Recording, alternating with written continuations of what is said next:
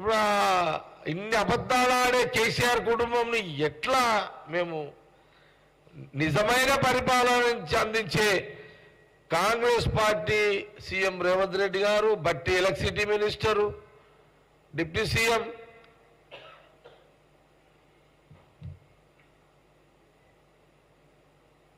కాబట్టి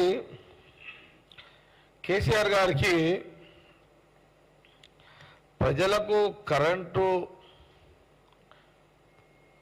పోతలు తెలంగాణలో కరెంటు ఇప్పుడు ఎక్కడో ఒక దగ్గర లైన్ ట్రిప్ అవుతుందండి, ఎక్కడో ఒక దగ్గర అయితే పోతుంది, సహజమే కదా. ఎండాకాలము హీట్ ఉంటుంది, అక్కడక్కడ జనరల్గా అది అది జనరల్గా అయ్యేది అది. ఇప్పుడు కేసీఆర్ గారి కుటుంబానికి తెలంగాణ ప్రజలకు కరెంటు గురించి కాదు చింతన.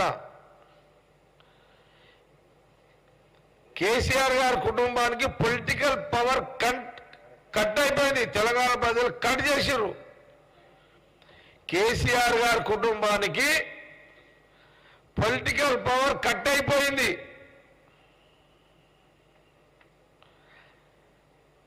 అందుకే వీళ్ళు వర్జల్ కరెంటుకి ముట్టుకుంటే కాకులు గిలగిలగిల ఎట్లా కొట్టుకుంటాయో, ఈ పొలిటికల్ పవర్ ముఖ్యమంత్రి పోస్టు మంత్రులు ఆ కుటుంబానికి పోయేసరికి ఆ కాకుల తీరు కొట్టుకుంటున్నారు వీళ్ళంతా.